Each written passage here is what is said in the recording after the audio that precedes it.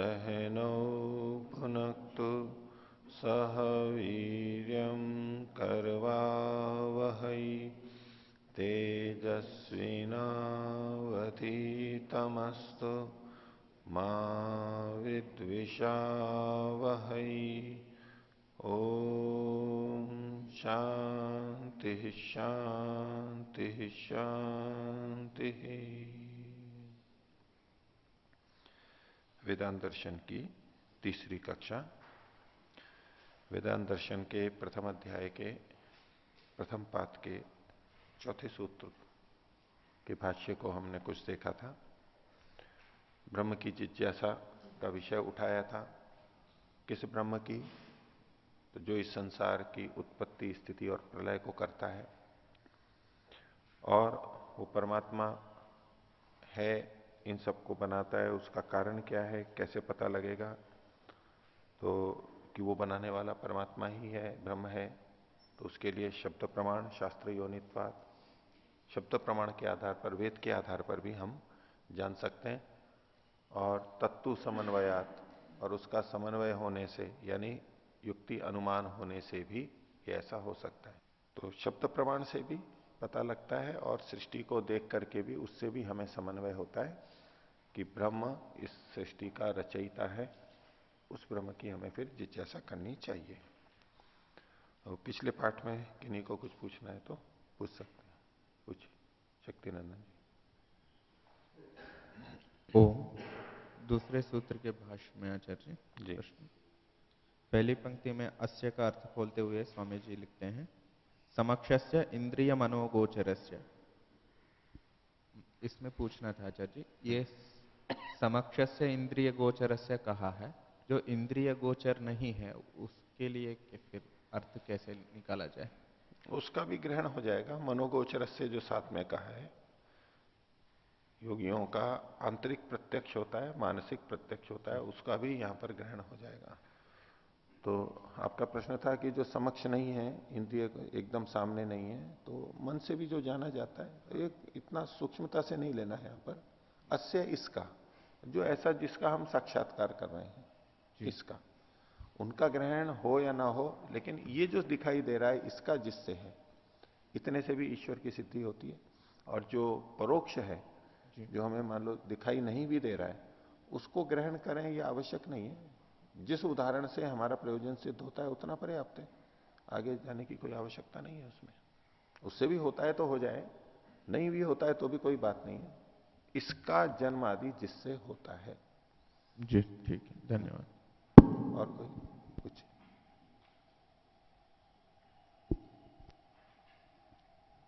आचार्य जी, पहला सूत्र में अथा तो ब्रह्म जिज्ञासा, यहाँ पर अथ शब्दों अनंतरार्थः कहा है। इसका मतलब केवल अनंतरार्थ में ही अथ शब्द का यहाँ पर उपयोग करना है, या तो अधिकार अर्थ में भी ले सकते हैं? अधिकार अर्थ भी ले सकते हैं, अधिकार अर्थ में भी आता है, वो भी कोई आपत्ति नहीं है अधिकार की। इस हेतु से ब्रह्म की जिज्ञासा है, उस हेतु के अंदर सारी चीजें आ जाएंगी। उसमें फिर दुख की निवृत्ति जो है, या दुख देख करके हम इधर आए हैं, दुखी हो गए हैं, संसार में सुख की अनित्यता है, ये सब हेतु में ले लेंगे, और हमें नित्य सुख प्राप्त करना है क्योंकि यही आत्मा का स्वभाव है, उस सब का ग्रहण कर लेंगे। अथ को अधिकार के लिए आपत्ति नहीं है उसमें कुछ, लेकिन इसी शैली से औरों ने भी किया है अर्थ। तो और ये तो ठीक है। दूसरा प्रश्न है कि कल एक बात आया था जन्माद्यस्य यतः में, सामान्य हेतु का बात उठाए थे, सामान्य हेतु प्रदर्शन आया कह के। तो मैं ये पूछना चाह रहा था यहाँ पर कि सामान्य हेतु और विशेष हेतु, इन दोनों में विशेष हेतु जो न्याय दर्शन में अनुमान की प्रक्रिया होती है, और जहां व्याप्ति से युक्त होता है, यानी अव्यभिचरित हेतु होता है, और एकदम निश्चित हेतु कोई दिया जाता है, उसको तो विशेष हेतु कहेंगे। और एक जिसको हम कहते हैं कि इस कारण से जा रहा हूं, ये इसका कारण है, सामान्य रूप से केवल है, उसका ग्रहण है यहाँ पर।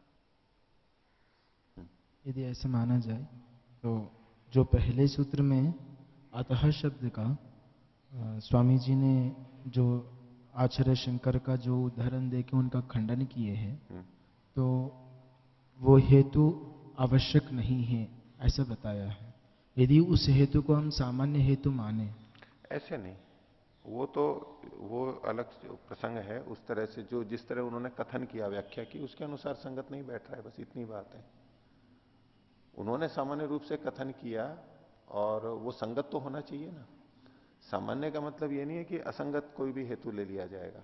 विशेष हेतु हो चाहे सामान्य हेतु, संगत तो होना ही चाहिए। वो उन्होंने उनकी दृष्टि से वहां असंगतता है। असंगत किस प्रकार है? अब तो सारी चर्चा हो चुकी है। मुझे क्योंकि असंगत इसलिए नहीं लग रहा था, हाँ। क्योंकि यदि हेतु भी ना माने इसको, क्योंकि सामान्य हेतु के रूप में भी ना देखें। हाँ, आप कौन सी चीज कहना चाहते हो उसको उद्धृत करो, पहले बोलो। ये जो 34 पृष्ठ में, बोलो बोलो। 34 पृष्ठ में जो दूसरी पंक्ति है, यावता अथ शब्द से व्याख्याने धर्म जिज्ञासायाः प्रागपि अधीत वेदांतस्य ब्रह्म जिज्ञासा उपपत्ते है। तो अथ शब्द की व्याख्यान में इस चीज को वो बोले है, बताया है। तो यहाँ इस कारण से जब अथ शब्द में ही ये बात आ चुकी है, फिर से यहाँ पर हेतु के रूप में उसको दिखा रहे हैं, तो उसकी आवश्यकता नहीं है। ये चीज यहाँ पर स्वामी जी कह रहे हैं। इस बात को नहीं कह रहे कि ये बात चूंकि अतः शब्द में कह ही दी है इसलिए अतः शब्द में नहीं आती, ये बात थोड़ा ना कही है इन्होंने। इस तरह से कथन नहीं है। अतः शब्द की व्याख्या में जब ये कहा कि शमदमादि के अनंतर, तो शमदमादि के अनंतर क्यों कहा उन्होंने? क्योंकि धर्म जिज्ञासा के अनंतर ये हटाना था उनको। ठीक है, अर्थात उन्होंने ये हेतु वहां दिया था कि कर्मकांड, धर्म को कर्मकांड को जानने से पहले भी ब्रह्म की जिज्ञासा हो सकती है। तो कर्मकांड की जिज्ञासा अनिवार्य नहीं हुई ब्रह्म जिज्ञासा के लिए, व्यभिचार हो गया ना, उसके बाद भी हो सकती है, कोई आपत्ति नहीं है धर्म जिज्ञासा, लेकिन वो अनिवार्यता नहीं है। अनिवार्यता नहीं है, और जब उसकी अनिवार्यता नहीं है तो फिर उसके लिए यहां पर कारण में हेतु देना, क्योंकि उसका कर्म क्षय हो जाता है, चित होने पर शीघ्र क्षीण हो जाता है, ये हेतु देने की आवश्यकता नहीं है। और प्रयोजन वो आना चाहिए जो कि हमेशा रहे, दोनों जगह घटना चाहिए। इस दृष्टि से वहां पर कथन किया गया है। और किसी को पूछना? इसी सूत्र में, प्रथम सूत्र में, इसमें जो अनंतर शब्द की व्याख्या की थी, अधुना जगति रोग वियोग भोग दुख अनुभव अनंतरम, तो इसमें जो वियोग शब्द आया है, इसका जो प्रतिद्वंद्वी शब्द है संयोग, वो भी तो दुख का कारण बनता है। भले ही हो, उसको भले ही हो, इन्होंने वियोग लिखा है, आप और भी चीजें जोड़ सकते हो। सामान्यतया वियोग दुख का कारण होता है संसार धन संपत्ति की दृष्टि से, और संयोग सुख का कारण होता है। लेकिन विपरीत भी हो सकते हैं, रोग का वियोग होगा तो हमारे को सुख होता है, और रोग कष्ट बाधा आदि का संयोग होता है तो भी कष्ट होता है। तो ये तो परिप्रेक्ष्य में देखा जाएगा, मात्र वियोग नहीं कि हर चीज का वियोग। ये तो संसार का वियोग तो हम चाहते ही हैं, ये उन चीजों के वियोग की बात है जिसमें व्यक्ति सामान्यतया फंसा हुआ है और जिनमें रह करके वो सुख भोगता है। संसार की वस्तुएं और व्यक्ति, उन सबका, इष्ट मित्र, उनका जब वियोग होता है तो उतने में वियोग से दुख होता है, नहीं होता है? ठीक है, और वियोग को आप प्रतीकात्मक लेकर के, सांकेतिक लेके, संयोग भी ले, संयोग वियोग दोनों ले लीजिए, कोई आपत्ति नहीं है उसमें भी, मना नहीं है उसका। ये लेखक की स्वतंत्रता होती है कि वो दे भी देता है, नहीं भी देता है। वो 4-5 भी दे सकता था, रोग भोग वियोग 3 ही दिए उन्होंने। अब भोग ही क्यों, अभोग भी तो दुख का कारण बन सकता है। तो अलग अलग चीजें हो सकती हैं। अब ये जो रोग है, रोग का दुख है, मतलब जितनी भी कष्ट करें। रोग कहते किसको है? रुजंती इति रोगा, रुजती इति रोगा। रुच का मतलब जो रुझा देता है, पीड़ा देता है। तो वो चीजें तो सारी आई गई रोग के अंदर। अब वियोग होगा, वियोग किसका होगा? रोग के वियोग में थोड़ा ना होगा। रोग के आने पे कष्ट हो रहा है तो रोग के जाने पे कष्ट थोड़ा ना होगा। तो कष्ट बाधा वाली तो चीजें वहां आ गई। अब जो वियोग की बात है वो उन चीजों की जिनसे हमें सुख मिलता है, अनुकूलता प्रतीत होती है, सुविधाएं हैं, उनका ग्रहण होगा। नहीं मिलाएंगे तो तीनों में आ जाएगा। अब भोग ऐसी चीज है, वो न तो रोग है और न वहां पर वियोग है, हम उसका उपयोग कर रहे हैं, भोग रहे हैं उसको, लेकिन फिर भी वहां पर दुख आ रहा है तो भोग दे दिया। तो रोग वियोग भोग, रोग भोग वियोग, इसमें सबका अंतर्भाव हो जाता है। और कोई बोले। सूत्र संख्या 3, शास्त्र योनित्वाद। हमने अर्थ किया था आचार्य जी शास्त्र का प्रमाण होने से। हाँ, और इसको केवल इतने तक रखें, शास्त्र का कारण होने से।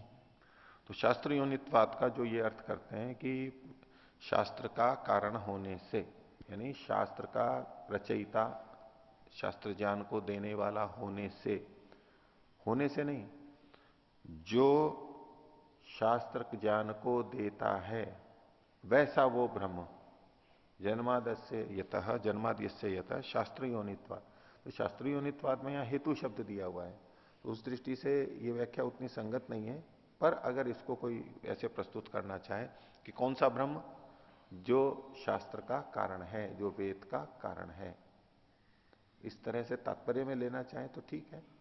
लेकिन इसको ये कैसे पुष्ट होता है, तो बोले शास्त्र में का कारण होने से भी, शास्त्र का प्रमाण होने से, ये ठीक है।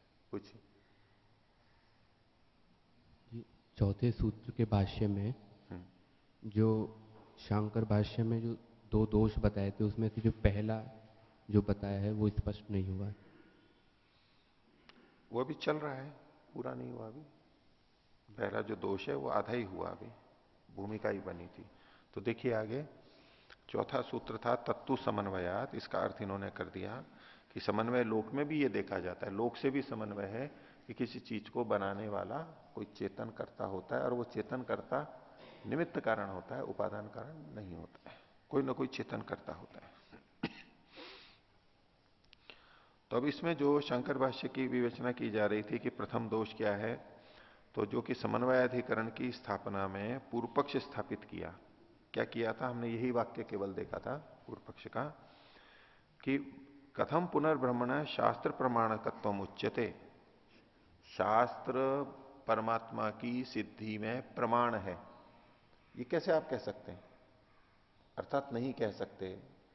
आक्षेपकर्ता का भाव ये है, क्यों नहीं कह सकते, तो उन्होंने मीमांसा का सूत्र दे दिया, आमनाय से क्रियार्थत्वात्। जो आमनाय है, वेद है, वो क्रिया के लिए है। और आमनाय शब्द का मतलब भी होता है कि जिसका अभ्यास किया जाता है, बार बार बार बार अभ्यास के लिए, तो उसके क्रिया वाला होने से वो कुछ ना कुछ करने की बात कहेगा, क्रिया का उपदेश करेगा।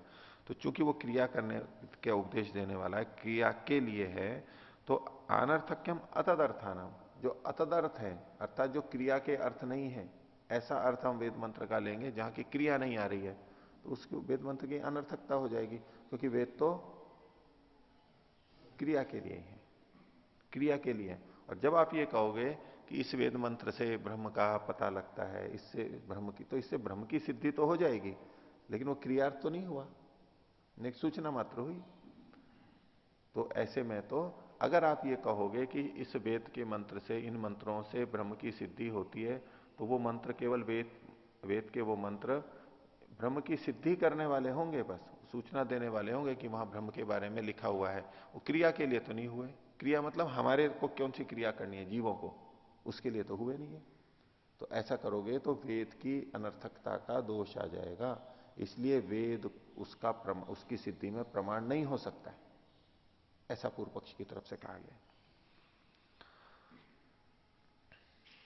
आगे देखिए, यहां तक कल हुआ था, अब आगे देखिए। इति पूर्व पक्षस्तु वेद विषय का उत्थापित है।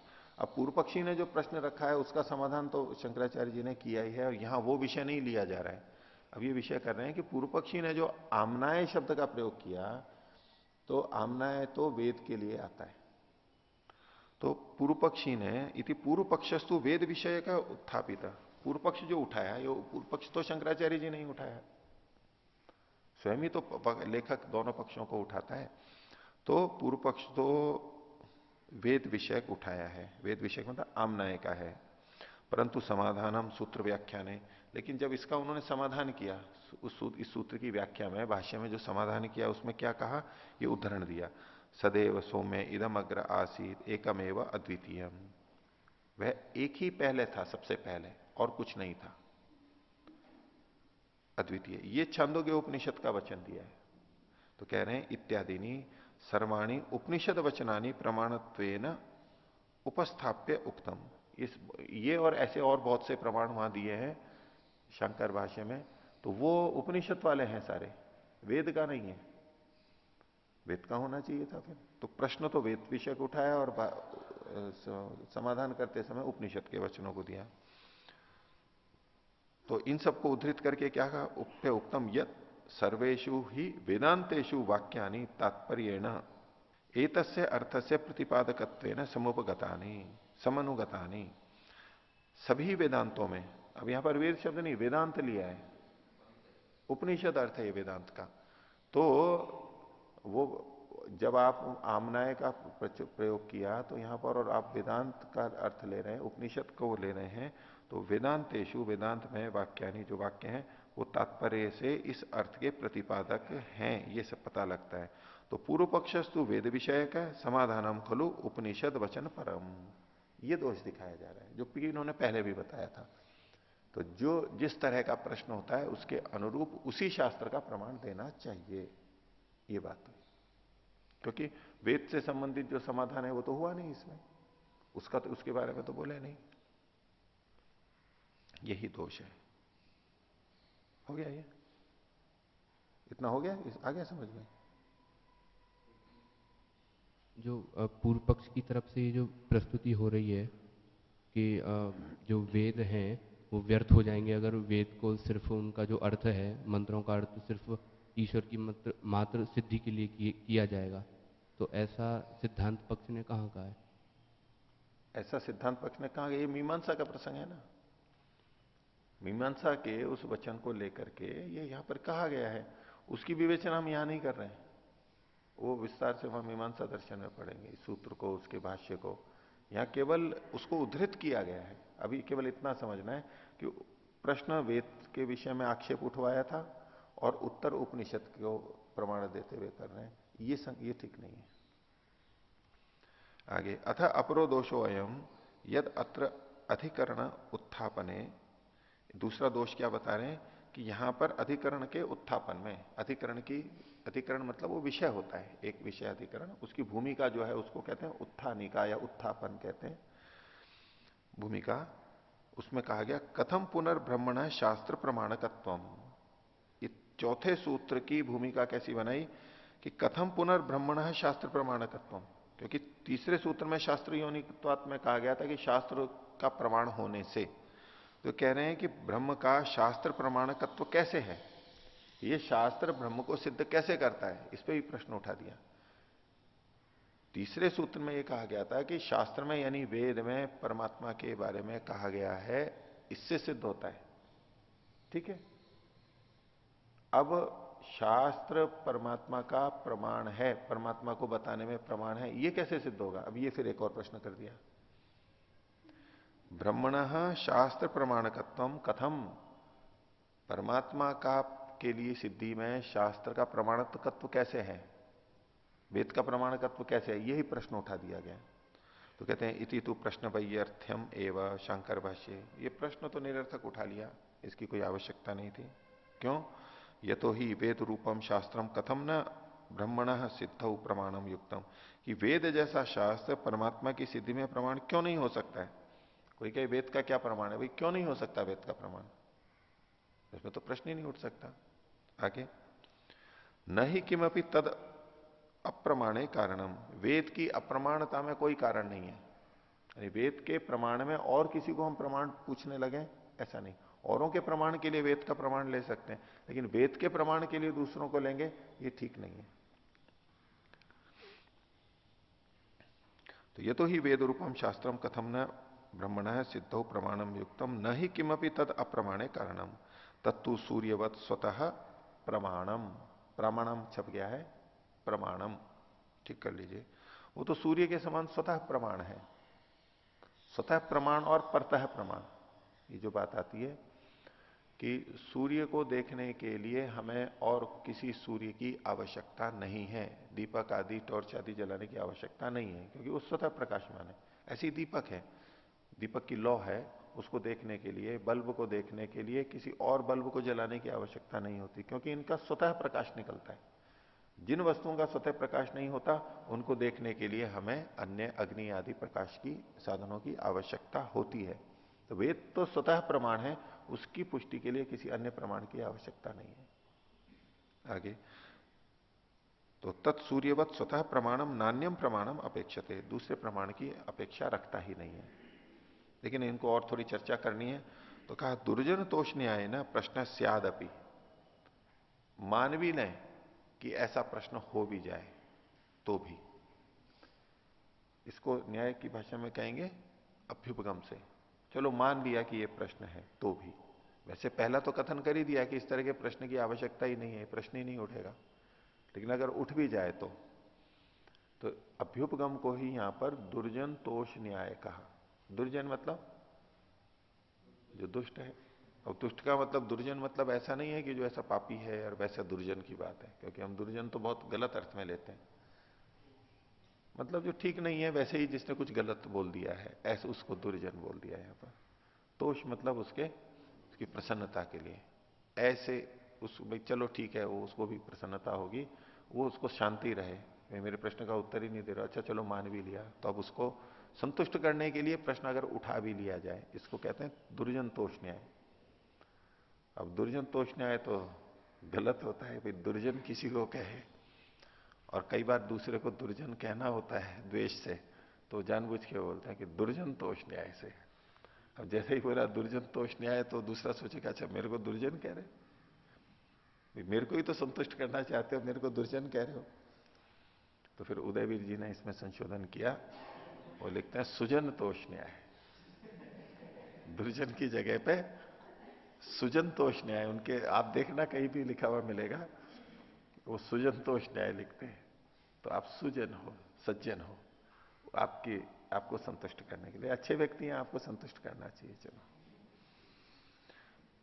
तो अगर ये प्रश्न हो भी तरही तत्तु समन्वयात, ये जो सूत्र है चौथा, सूत्रम लक्षिक कृत्य उपनिषद वचनेशु ब्रह्म वर्णन समन्वयो अस्ति इति कथनम तु आम्रान पृष्ठ कोविदारान आचष्टे इतिवद उपहास योग्यम। तो तत्व समन्वयात इस सूत्र को लक्षित करके भी अगर आप ये प्रश्न उठाएं भी, तो इन वचनों में, उपनिषद के वचन में ब्रह्म के वर्णन का समन्वय है, ये कथन करना। तो समन्वय कहां दिखाएंगे? ये उपनिषद के वचनों में इसका समन्वय है। कोई कहेगी वेद को प्रमाण करने के लिए इनका प्रमाण दिया जा रहा है, तो ये समन्वय तो लौकिक अनुमान की दृष्टि से कहा जा रहा है। वेद की प्रामाणिकता किससे? वेद की प्रामाणिकता के लिए उपनिषद का वचन दे दिया। तो ये जो है आम के बारे में पूछा था और कचनार के बारे में कहने लगे, उसके समान ये है उपहास के योग्य है। नहीं, कारण बता रहे हैं आगे, नहीं खलु आगम सदृशेन शब्द प्रमाणेन ब्रह्मणो जगत जन्मादि हेतुत्व सिद्धौ पुनः अन्य प्रमाण प्रमाणत्वेन समन्वियात। आगम के सदृश शब्द प्रमाण के द्वारा परमात्मा के जगत की उत्पत्ति स्थिति आदि की सिद्धि में, हेतुत्व की सिद्धि में कोई अन्य शब्द प्रमाण रूप में समन्वित हो जाए, उचितम न समन्वियात उचितम वास्यात, न उचितम स्यात, वो उचित नहीं हो सकता है। समन्वियात मतलब ये विधिलिंग में का प्रयोग किया गया है, अन्वित हो जाए। किंतु तदानीम तो युक्ति समन्वय एवं उचित थी। समन्वय भी करना है तो वहां युक्ति से समन्वय होगा कि भाई वेद में ये कहा गया है, देखो इसको संसार में भी ऐसा ही मिलता है, ऐसा मान रहे हैं, ऐसा वहां भी। ये समन्वय तो ठीक है, लेकिन अन्य शास्त्रों का उद्धरण करने लगे, ये समन्वय ठीक नहीं है। तो किंतु तदानीम तो युक्ति समन्वय एवं उचितम भवती, युक्तिया एवं तस्य संपोषणम क्रियते, युक्ति के द्वारा उसकी पुष्टि की जाती है। यथा अस्माभिर युक्ति ही प्रदर्शिता थी, जैसे हमने ऊपर युक्ति दी थी कि लोक में ऐसा देखा जाता है, ये समन्वय तो ठीक है, लेकिन उपनिषद का समन्वय तो वेद के संबंध में ठीक नहीं है। आगे देखिए, शास्त्र योनित्वा तत्तु समन्वयाती थी, इन दो सूत्रों को उद्धृत किया।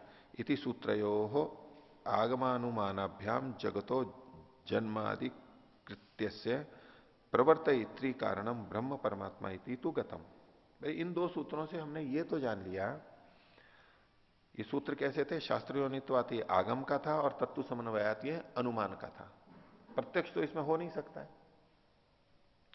तो इन दोनों प्रमाणों से जगत के जन्मादि करने वाले का प्रवर्तयिता जो है, उसका प्रवृत्ति करने वाला या प्रवर्तन करने वाला जो है कारण ब्रह्म परमात्मा है, ये तो गतम जान लिया गया, समझ में आ गया। किंतु तत्कारणम, कारण तो है लेकिन वो कारण किम कथन जातीय कम, वो कारण कौन सा है? कथन जाति कम स्यात्, संदेह किसमें है? निमित्त कारणम आहोस्वित उपादान कारणम, वो कारण निमित्त कारण है या उपादान कारण है, ये तो अभी स्पष्ट नहीं हुआ। ईश्वर ब्रह्म जगत की उत्पत्ति स्थिति प्रलय में कारण है, तो कौन सा कारण है? इसमें कारणता का हेतु दे दिया, भाई शास्त्र कारण है। समन्वय से दे दिया, भाई लोक में भी ऐसा देखा जाता है कि चेतन करता होता है। लेकिन वो कारण कौन सा है? निमित्त कारण है, उपादान कारण है, इस विषय में तो अभी निर्णय नहीं हुआ। तो तदत्र उच्यते, इस विषय में सूत्रकार कुछ और कहना चाहते हैं।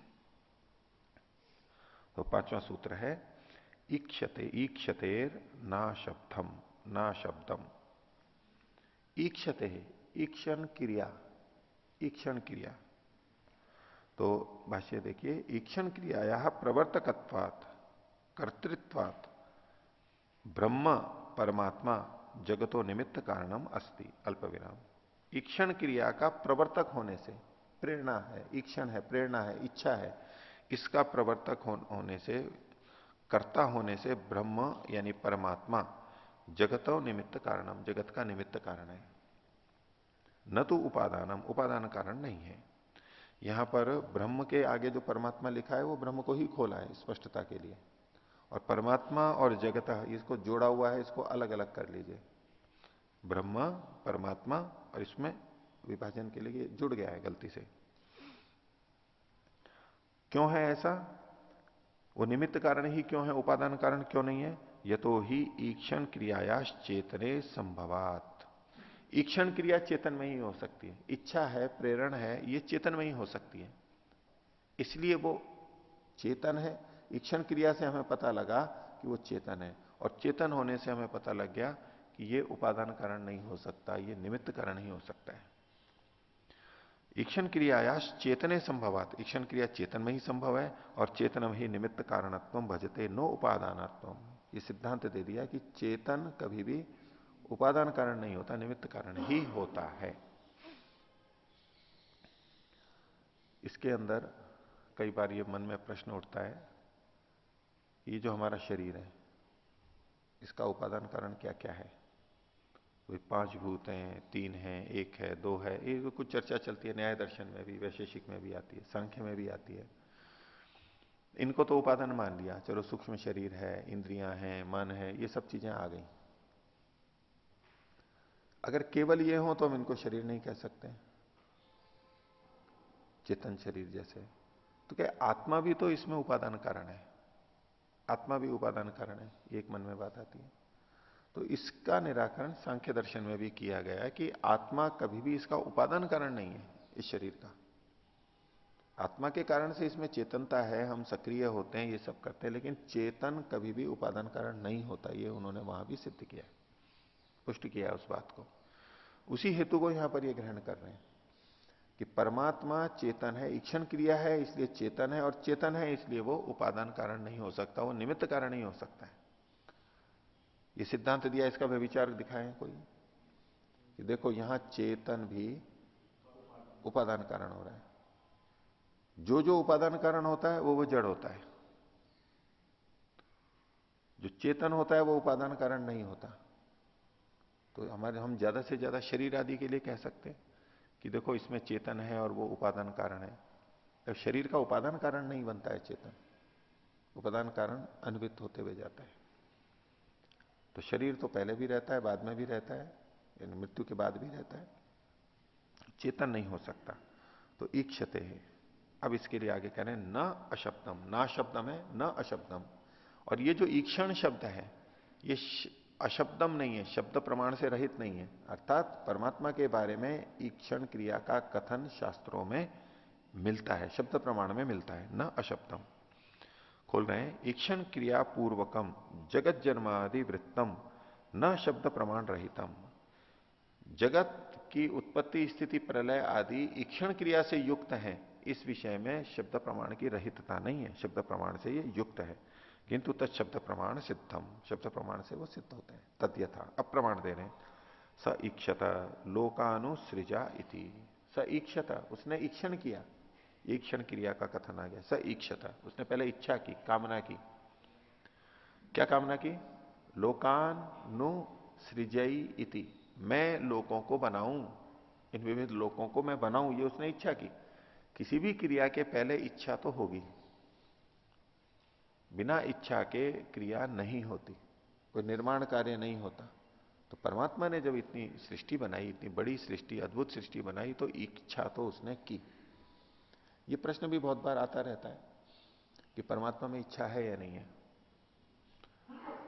तो जिसमें इच्छाएं होती हैं वो तो दुखी होता रहता है। सत्संगों में सुना जाता है ना, हमारे दुखों का कारण क्या है?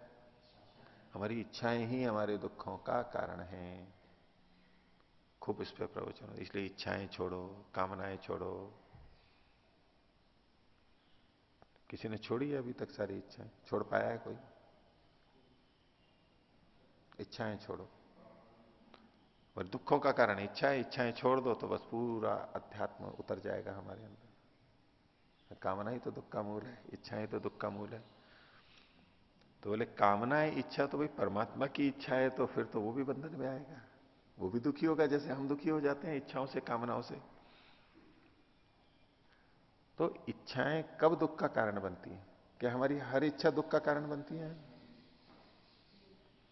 जो इच्छा गलत हो, उसके गलत परिणाम आए, वो दुख का कारण बनती है। जो इच्छा हम अपनी शक्ति सामर्थ्य का ठीक आकलन न करके कर लेते हैं, बड़ी बड़ी इच्छाएं जो हम पूरी नहीं कर सकते, और फिर वहां जब असफल होते हैं, जब उन इच्छाओं की पूर्ति नहीं होती है, तो दुख होता है। इच्छा विघाता चेतसा क्षोभ, इच्छा के विघात होने से चित्त में जो क्षोभ आता है, दौर्मनस्य होता है, दुख होता है। तो परमात्मा जितनी उसकी सामर्थ्य है उतनी ही इच्छा करता है, वो अपनी इच्छाओं को पूरा भी कर लेता है। वो ऐसी इच्छा नहीं करता जो कि पूरी नहीं होती है। अब मनुष्य इतने गलत कार्य करते रहते हैं, वेद का अनुसरण नहीं करते, अधर्म करते रहते हैं, वेद के ईश्वर की आज्ञा का पूरा पालन नहीं करते हैं, तो इससे परमात्मा दुखी होगा। यदि उसकी ये इच्छा है, इस रूप में इच्छा है कि ये होना ही चाहिए, इससे मेरे को सुख मिलेगा, अच्छा होगा, तो चूंकि परमात्मा का कोई प्रयोजन नहीं है इस इच्छा में व्यक्तिगत, और वो इच्छा करता है जो संभव है, बाकी वो इच्छा ही नहीं करता है, तो दुखी नहीं होगा। अपने लिए कोई इच्छा नहीं है और वो अपनी सामर्थ्य के अनुरूप ही करता है, इसलिए कभी इच्छा उसकी दुखी नहीं होता। और कई जने इसका ये भी उत्तर देते हैं कि परमात्मा की इच्छा को, कामना को हमारी इच्छा कामना के जैसा नहीं कहें, उसके लिए तो उपनिषदों में ईक्षण शब्द का प्रयोग किया, ये ईक्षते वाला, उसका प्रयोग किया गया। ये अलग तरह की इच्छा है, अलग तरह की कामना है, अविद्या से रहित है, तो उसको कोई दुख नहीं होता और वो इसके कारण बंधन में नहीं आता। तो स ईक्षत लोकानु सृजई थी, तो ईक्षण शब्द तो आया है, ये अशब्द नहीं, शास्त्र में उल्लेख नहीं है ऐसा नहीं, शास्त्र में उसका उल्लेख है। और ईक्षण शब्द का शास्त्र में उल्लेख है, शब्द प्रमाण से सिद्ध है। ईक्षण केवल चेतन में होता है, और चेतन कभी भी उपादान कारण नहीं होता, लेकिन कारण तो है, वो निमित्त कारण है, इससे सिद्ध हो गया। अब इसके लिए और पूर्व पक्ष कोई उठा सकता है कि आपने कहा कि चेतन ही इच्छा करता है, और आपने इच्छा के लिए शब्द प्रमाण दिया, तो बोले हम ऐसे प्रमाण दे देते हैं जहां पर जड़ वस्तुओं की भी इच्छा लिखी हुई है आपके इन्हीं शास्त्रों के अंदर। सूत्र देखिए, गौणश्चेत न आत्मशब्दात। अगर कोई कहे कि ये जो ईक्षण शब्द है ये तो गौण रूप से प्रयोग किया गया है, इसका चेतनता से क्या लेना देना, क्योंकि वो अभी वचन बताएंगे भाष्यकार कि देखो ईक्षण शब्द इनके लिए आया है जबकि वो चेतन नहीं है, फिर उनके लिए ईक्षण शब्द का प्रयोग क्यों कर दिया गया, बोले गौण प्रयोग है। दीवार गिरना चाहती है, बोलते हैं ऐसा, बोल देते हैं कि दीवार गिरना चाहती है। और कहां बोल देते हैं जड़ वस्तुओं के लिए हम? चाहना का प्रयोग हम भाषा में भी, ये अब ये पानी पिघलना चाहता है, बर्फ पिघलना चाहती है, इस तरह के प्रयोग हो जाते हैं बहुत सी जगह चाहना अर्थ में। वास्तव में तो वो चाहता नहीं है। ऐसी जगह पे हम कहते हैं कि ये गौण प्रयोग है, मुख्य प्रयोग नहीं है। बिजली जाना चाहती है, ट्यूबलाइट बुझना चाहती है, ऐसे कोई हम कहीं कहीं प्रयोग कर देते हैं जड़ वस्तुओं के अंदर भी। अभी ये तो प्रचलित नहीं है, कुछ प्रचलित उदाहरण भी होंगे जो हम लोग बोलते रहते हैं। इन्होंने शब्द प्रमाण को दिया है। हाँ बोलो। पानी बहना चाहता है, नहीं ऐसे, ये ऐसा प्रयोग बोलो जो कि हम व्यवहार में करते हैं। गाड़ी चलना चाहती है, चलने को तैयार है। हाँ, आना चाह रही है, अपने आप फिसल करके आ रही हो, जैसे कि भले बस ये तो गिरना ही चाह रही है, बिल्कुल ऐसे। तो इन्होंने कहा शब्द प्रमाण में भी ऐसे प्रयोग आते हैं शास्त्रों के अंदर, तो वहां हम मुख्य प्रयोग नहीं मानते हैं उसको, उसको गौण प्रयोग मानते हैं। तो ब्रह्म के बारे में भी जो कथन किया गया स ईक्षता, इसको भी गौण प्रयोग मान सकते हैं। हाँ, इसको आप मुख्य प्रयोग मानोगे तो इसको चेतन मानना पड़ेगा, इसको भी गौण प्रयोग मान लेंगे तो कोई बात नहीं है। स ईक्षता, उसने इच्छा की, तो गौण प्रयोग हो गया। तो इसी को लेकर के कहा तो गौणश्चेत। तो अगर ऐसा कोई कहे तो ना, ये कथन ठीक नहीं है। क्यों? क्योंकि वहां पर आत्म शब्दात, उस प्रसंग में आत्म शब्द भी पढ़ा हुआ है, इससे हमें पक्का हो जाता है ये चेतन का ही है, अब गौण का दोष नहीं लगा सकते। भाष्य देखिए, गौण चेत, यदि कोई कहे कि ये तो गौण प्रयोग है, ऊपर जो कहा स ईक्षत, ये तो गौण प्रयोग है, तो गौण प्रयोग ईक्षण क्रियाया क्वचित दृश्यते। ईक्षण क्रिया का कुछ अन्य जगह प्रयोग हो जाता है। तत्तेज ऐक्षता, उस तेज ने इच्छा की, तेज मतलब अग्नि ने। ता आपा ऐक्षणता, जलों ने इच्छा की, छांदोग्य के वचन है।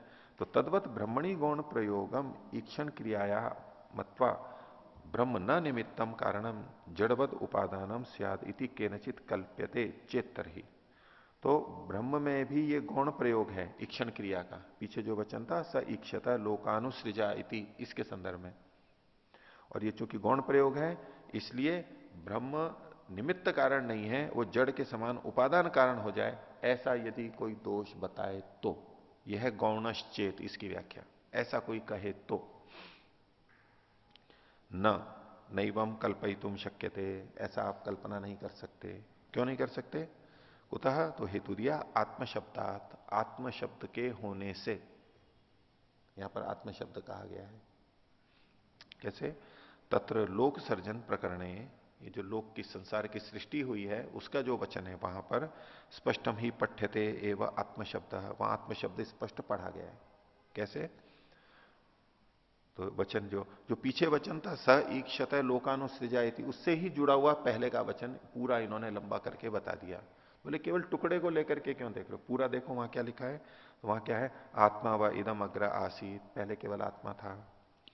न अन्यत किंचन मिशत, और कोई वहां पर क्रियाशील नहीं था, आत्मा ही था, मतलब आत्मा ही सक्रिय था और कुछ सक्रिय नहीं था। न अन्यत किंचन मिशत स ईक्षत लोकानुसृजायति, उसने इच्छा की, ये स ईक्षत लोकानुसृजायति इतना सा अंश पहले लिया था। तो स ईमान लोकान असृजता, उसने इन लोगों को बनाया, ये ऐतरेय का वचन हो गया। तो चूंकि यहां आत्मा शब्द आया है तो अब कह रहे हैं आत्मा ही चेतनो भवती, आत्मा तो हमेशा चेतन ही होता है। तस्मात चेतन स्वरूपत्वात ब्रह्म निमित्त कारणम जगतो नो उपादानम, इसलिए चेतन स्वरूप होने से ब्रह्म निमित्त कारण ही हो सकता है, जगत का उपादान कारण नहीं हो सकता है। अब ये जो कहा स ईक्षता, यहां पर ये गौण प्रयोग नहीं माना जा सकता, ये तो किसी जड़ के लिए कहा गया होगा, गौण प्रयोग नहीं हो सकता, क्योंकि आत्मा शब्द है, आत्मा हमेशा चेतन के लिए ही आता है। और अगर कोई ज्यादा भी करता है कि ये सब गौण प्रयोग है, तो बोले मुख्य प्रयोग कहां होगा? उन्हीं से पूछेंगे मुख्य प्रयोग कहां पर होगा। गौण प्रयोग तो तब कथन करेंगे जब मुख्य प्रयोग भी कहीं होता होगा, और कहां होता है मुख्य प्रयोग? तो चेतन में ही होगा। तो इसका मतलब है वो खुद स्वीकार कर लेगा कि चेतन के संदर्भ में ही ईक्षण शब्द का वास्तविक प्रयोग है। मुख्य प्रयोग मतलब वास्तविक प्रयोग चेतन के संदर्भ में ही होगा, ये खुद अपने मुंह से बोल देगा। तो बोले ब्रह्म तो चेतन ही है, जो ब्रह्म है जो सृष्टि की रचना करता है वो चेतन ही है, और ये ईक्षण शब्द वहां आत्मा होने से चेतन के लिए है।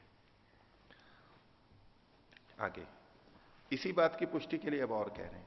देखिए ये इतना बड़ा मुद्दा है कि ब्रह्म इस जगत का कारण तो है, लेकिन वो निमित्त कारण है या उपादान कारण है, इसकी पुष्टि में ये कहा। आगे और कहते हैं 7वां सूत्र, तन्निष्ठ से मोक्षोपदेशात, उस परमात्मा में जो निष्ठ है, उसमें श्रद्धा रखता है, उसमें स्थित हो गया है, उसी के मोक्ष के उपदेश का कथन होने से। ये तो शब्दार्थ हुआ, भाष्य में और स्पष्ट होगा। तन्निष्ठस्य, तो तन्निष्ठस्य में तत् जो लिखा हुआ है उसको इन्होंने तस्मिन शब्द से खोला, यानी सप्तमी यहां पर है तस्मिन। और वो कौन है, तस्मिन कौन है, उसमें ये भी सर्वनाम है, तो इन्होंने खोल दिया ब्रह्मात्मनि, ब्रह्म आत्मा में, अकेला आत्मा नहीं, ब्रह्मात्मा, ताकि परमात्मा अर्थ ही आए। ब्रह्मात्मनि निष्ठा यस्य, निष्ठा है, विश्वास है, श्रद्धा है जिसकी, सोयम तन्निष्ठो ब्रह्मनिष्ठो, वो ये ब्रह्मनिष्ठ कहलाता है। कौन, मुमुक्षु व्यक्ति, मुक्ति की प्राप्ति की इच्छा रखने वाला। तस्य ब्रह्मात्मनिष्ठस्य ब्रह्मात्म वेतु, ब्रह्मात्म वेत्तु हो, तो वो जो परमात्मा में जो निष्ठ है, जो परमात्मा को जानता है, उसके मोक्षोपदेशात, अर्थात मोक्ष से उपदेशो अस्ति, मोक्ष का उपदेश है। ये समस्त पद आते हैं उसको ये खोल देते हैं विग्रह करके, उसे अर्थ पता लग जाता है। तद्यथा, तो उसके मोक्ष का उपदेश कैसे किया गया, तो उसका उल्लेख है कि अकामो धीरो अमृतः स्वयंभू रसेन तृप्तो न कुतश्चन ऊनः कुतश्चन ओनः तमेव विद्वान न विभाय मृत्यो आत्मानम धीरम अजरम युवानम, ये अथर्ववेद का मंत्र है। तो इसमें क्या कहा गया कि वो परमात्मा कैसा है, अकामः, कामनाओं से रहित है। अब ये स इच्छत है, वहां भी इच्छा की उसने, इक्षण किया, और यह कामनाओं से रहित है, तो मतलब अपनी कामनाओं से रहित है, ये यहां पर स्पष्ट होगा। अकामः, अपनी कोई कामना नहीं है, धीर है, धीर है, धैर्य वाला है, बहुत धैर्य है परमात्मा में, परमात्मा से अधिक धैर्य किसी में नहीं है। परमात्मा में क्या धैर्य है, परमात्मा में क्या धैर्य है, इतना उत्पात मचा रहे हैं तो भी उद्विग्न नहीं होता है, और हम कितना भी करते रहे, कितना भी करते रहे, वो फिर जन्म देता रहता है, फिर जन्म देता रहता है, फिर अवसर देता रहता है। नहीं, ये धैर्य नहीं है। नहीं तो 2-3 बार कोई नहीं करे तो बोले नहीं चल जा, तेरे को नहीं मैं देखता, तेरे को सहयोग नहीं करता, मैं तेरे को जन्म नहीं देता, इतने जन्म दे दिया, कर ही नहीं रहा, मैं तेरे को जन्म ही नहीं दूंगा, ऐसा वो कभी नहीं कहता, कभी नहीं करता। इतना धैर्य है, अनंत। कोई बात नहीं, फिर अगला जन्म ले लो, फिर अवसर है पिता की तरह से, चलो और एक अवसर और ले लो, एक अवसर और ले लो मां की तरह से, और वो भी कहीं जाकर के धैर्य उनका चुक जाता है, उसका धैर्य अनंत है, चलता रहता है, चलता रहता है। अकामो धीरः अमृतः, मृत्यु से परे है, स्वयंभू, अपने आप में स्थित है, कोई दूसरा उसका बनाने वाला नहीं है, अपने आप में स्थित है, स्वयंभू। एक स्वयंभू शब्द निंदित अर्थ में भी आता है, नहीं बोले स्वयंभू राजा बन गया है, मान न मान, वो खुद ही जो बन जाता है ना, और कोई तुमने तो बनाया नहीं। मान लो सभा चल रही है और आके मंच पे बैठ जाए, बोले मैं इसकी अध्यक्षता अपने आप ही बन के बैठ जाए, ये स्वयंभू होगा। कोई राजा बन गया, अपने आप ही बन गया, मैं राजा हूं तुम्हारा सबका, तो ये निंदित अर्थ में नहीं है। यह तात्पर्य है कि वो किसी दूसरे के द्वारा नियुक्त नहीं है, वो तो चूंकि इतना योग्य है इसलिए उस रूप में यहां पर अच्छे अर्थ में स्वयंभू। रसेन तृप्तो न कुतश्चन ऊना, वो रस से तृप्त है, रस मतलब सुख, आनंद से तृप्त है, रसो वैसा। तो रसेन तृप्तो न कुतश्चन ऊना, और वो कहीं से भी कम नहीं है। ऊन होता है ना, न्यून होता है, न्यून, न्यून, ऊन, हम 19 बोलते हैं, 19 बोलते हैं, 19 बोलते हैं, 20 में एक कम। अब गांव वाले बोले ना कि 20 में एक कम, तो कहें ये पढ़ा लिखा नहीं है, जोड़ो उसको, बोले 15, 16, 17, 18 कितने हुए? अब वो 19 तो बोल नहीं सकता है, और वो 45 है उसको पता नहीं लगता, वो कहते हैं 50 में 5 कम।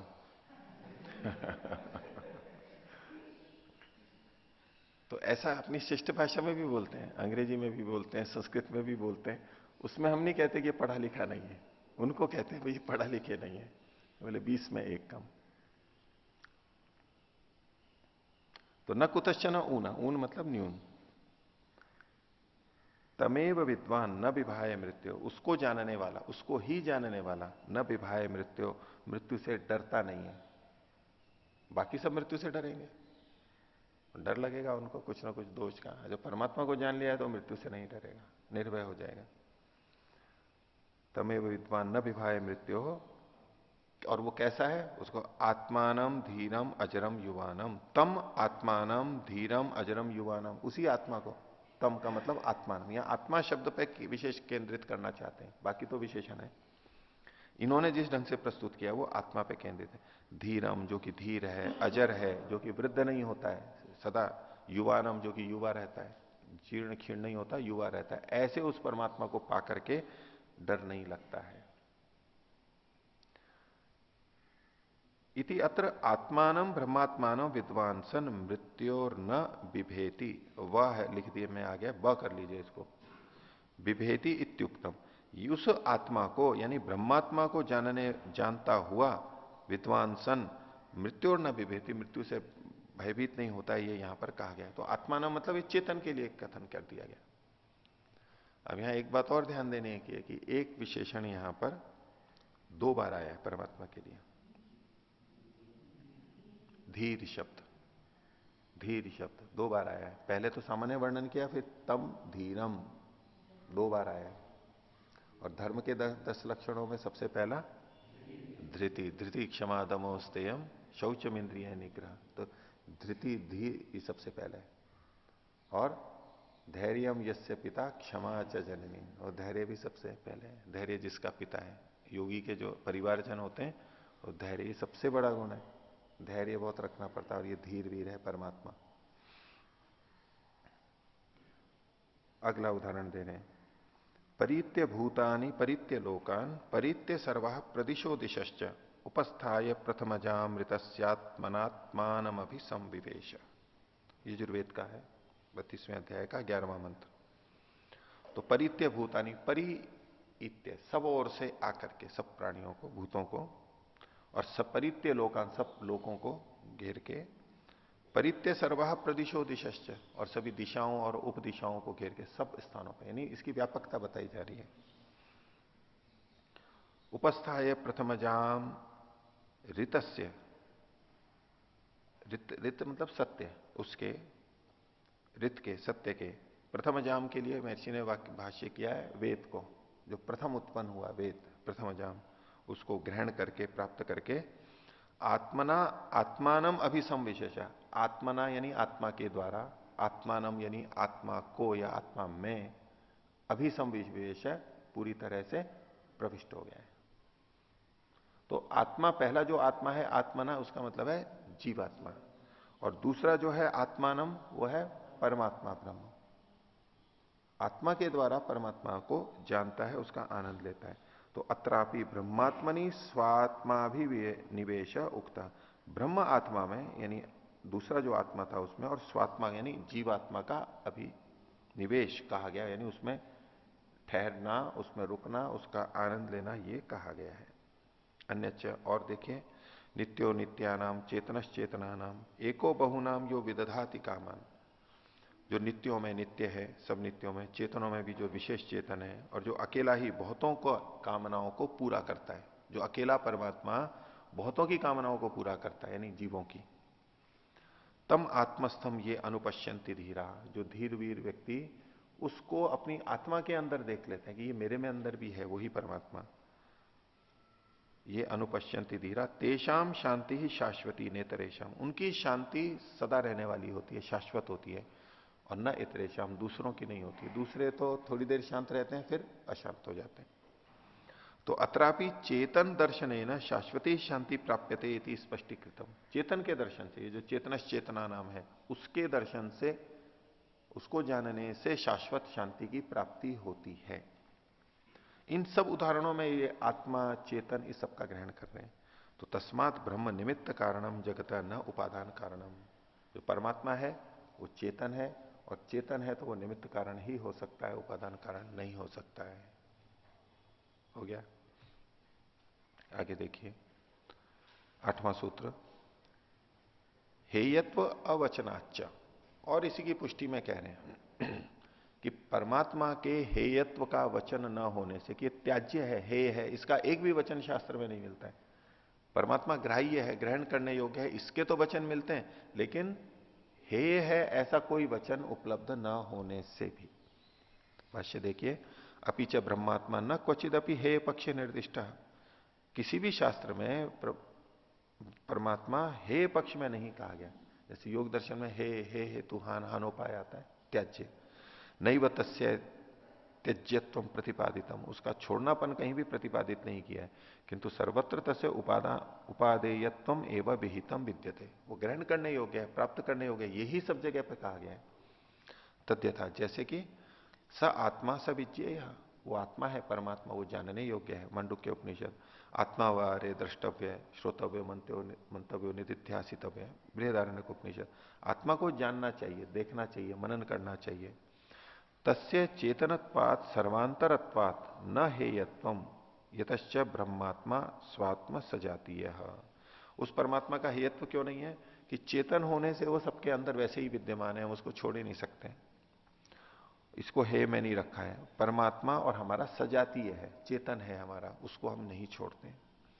यथाच उक्तम, जैसा कि कहा है, ये आत्मा का सजातीय है, समान जातीय, इसकी पुष्टि में प्रमाण दे रहे हैं।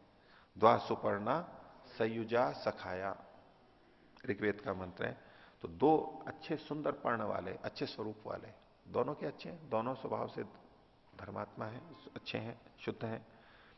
सयुजा सखाया, जो कि साथ साथ रहते हैं और दोनों सखा हैं। तो ये सजातीय हुआ। सखा तो जहां सजातीयता होती है, अनुकूलता, मित्रता होती है, वहीं होती है। स्वात्मनो सखाया जड़म ही हे पक्षम अर्हति, जड़ वस्तु तो हे में आती है। तस्य स्वात्म तो विजातीयत्वात् सावयवत्वाच्च, वो विजातीय है और सावयत्व है, सब अवयव वाली है, इसलिए वो हे पक्ष में आती है, अनित्य होती है। परमात्मा ऐसा नहीं है। उक्तम च तत्संगे न आत्महानि, और उसके संग से, अर्थात प्रकृति के संग से आत्मा की हानि होती है, यह शास्त्र में मिलता है। उपयोग होता है, उसका निषेध नहीं है, लेकिन इसी से जुड़ा रहे तो उसकी हानि होती है।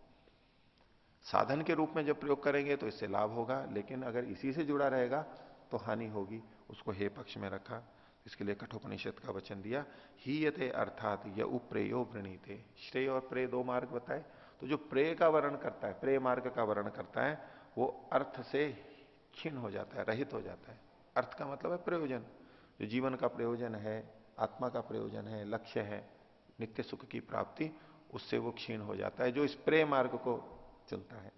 सोचा तो यह था कि मैं पूर्ण सुख की प्राप्ति करूंगा, दुख की पूर्ण निवृत्ति करूंगा, लेकिन इस प्रेय मार्ग का चयन करता है क्योंकि प्रिय लगता है, सुखद लगता है, लेकिन इससे उसकी जो लक्ष्य था उससे उल्टा च्युत हो जाता है। सोच तो रहा था इससे प्राप्ति होगी ये, लेकिन वो उस तक नहीं पहुंच पाता है, तो वो त्याज्य कोटि में आता है। और देखिए स्वाप्ययात, अगला सूत्र का अगला हेतु कहा स्व अप्ययात।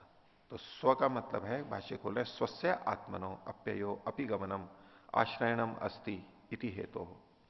स्वस्य मतलब स्व का, आत्मा का, अप्यय, अप्यय का मतलब है गमन, अपि अय, अय गति अर्थ में है, अपि गमनम अर्थात आश्रयणम, आश्रय अस्ति। इसका हेतु कौन है? इति हेतु, इस हेतु से ब्रह्मात्मा निमित्त कारण। हमारा आश्रय कौन है? हमारा अंतिम क्या है? परमात्मा है, इसलिए भी वो निमित्त कारण है। उक्तम च, जैसा कि कहा है, स परे अक्षरे आत्मनि संप्रतिष्ठते। वह यानी वह जीव उस पर आत्मा में, परे आत्मनि, पर आत्मा में अक्षरे जो कि क्षीण नहीं होता है, उसमें संप्रतिष्ठते, उसमें जाकर के स्थिर होता है। प्रश्नोपनिषद, वेदेपि, वेद में भी कहा है, तत्कदानु अंतर वरुणे भुवानी। प्रभु से प्रार्थना की जाती है कि परमात्मा मैं आपके अंदर कब स्थित हो जाऊंगा? तत्कदानु अंतर वरुणे भुवानी, हे वरुण मैं तेरे अंदर कब स्थित हो जाऊंगा? ऋग्वेद, अत्र स्वात्मन आश्रयणम ब्रह्मात्मा प्रार्थते, अपनी आत्मा के आश्रय के रूप में परमात्मा से प्रार्थना की जा रही है। और कहा आत्मना आत्मानम अभिसंविवेश, पीछे भी 7वें सूत्र में इसको उद्धृत किया था, उसका एक अंश है आत्मा के द्वारा आत्मा में अभिसंविवेश। आदेशश्च अत्र श्रूयते, इसमें आदेश कहा गया है, कथन किया है। स्वाभिनिवेशाय परमात्मनि, अपने को परमात्मा में निविष्ट करने में, स्थिर करने का यहां पर उपदेश दिया गया। तस्मात् ब्रह्मात्मा निमित्त कारणम एव इति गम्यते, इसलिए परमात्मा निमित्त कारण है, उपादान कारण नहीं हो सकता। इन सब से उसका चेतनत्व सिद्ध होता है, और चेतनत्व सिद्ध होने से उसका निमित्त कारणत्व सिद्ध होता है, उपादान कारण नहीं होता है। आज का पाठ इतना ही रखते हैं। प्रणोदनी